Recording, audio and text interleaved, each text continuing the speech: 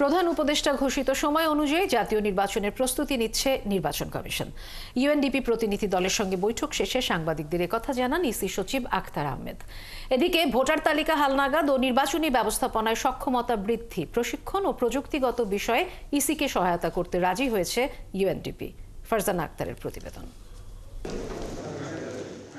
ত্রয়োদশ জাতীয় সংসদ নির্বাচনকে সামনে রেখে ইউএনডিপির 5 সদস্যের একটি প্রতিনিধি দল বৈঠক করেছে নির্বাচন কমিশনের সাথে।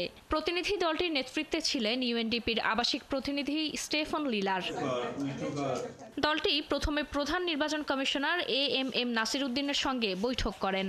এরপর পর্যায়ক্রমে বৈঠক করেন বাকি কমিশনার ও সিনিয়র সচিবের সঙ্গে। বৈঠক শেষে জাতিসংঘের আবাসিক প্রতিনিধি গুইন লুইস জানান, ভোটার তালিকা হালনাগাদ ও নির্বাচনী ব্যবস্থাপনায় সক্ষমতা বৃদ্ধি, প্রশিক্ষণ ও প্রযুক্তিগত সহায়তা চেয়েছে ইসি। ইউএনডিপি কমিশনকে সহায়তা করতে রাজি হয়েছে। 10 দিনের মধ্যে ইসিকে কিভাবে কারিগরি সহায়তা দেওয়া যায় সে বিষয়ে আবারও বৈঠক হবে।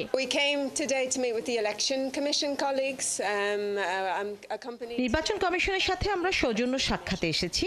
আমাদের কাছে ভোটার তালিকা হালনাগাদ, নির্বাচনী ব্যবস্থাপনার সক্ষমতা বৃদ্ধি, প্রশিক্ষণ আর প্রযুক্তিগত সহায়তা চেয়েছে নির্বাচন কমিশন। আমরা 10 দিনের মধ্যে কমিশনের সঙ্গে আবার বসবো এবং তখন কমিশনকে পরামর্শও দিব। ভোটের তারিখের বিষয়ে কমিশনের সঙ্গে আমাদের সেরকম কোনো আলোচনা হয়নি।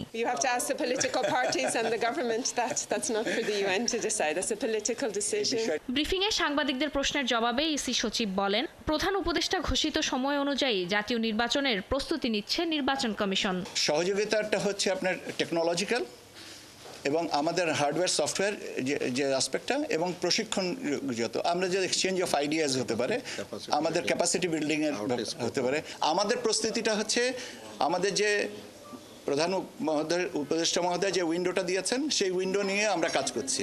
21 নভেম্বর নাসির উদ্দিন কমিশন দায়িত্ব নেয়ার পর বিদেশিদের সঙ্গে 2টি বৈঠক হয়। গত 10 ডিসেম্বর তুরস্কের 3 সাবেক সংসদ সদস্য এবং এর আগে জাতিসংঘের সঙ্গে বৈঠক করেছিল নির্বাচন কমিশন। ফারজানা আক্তার, 71, ঢাকা।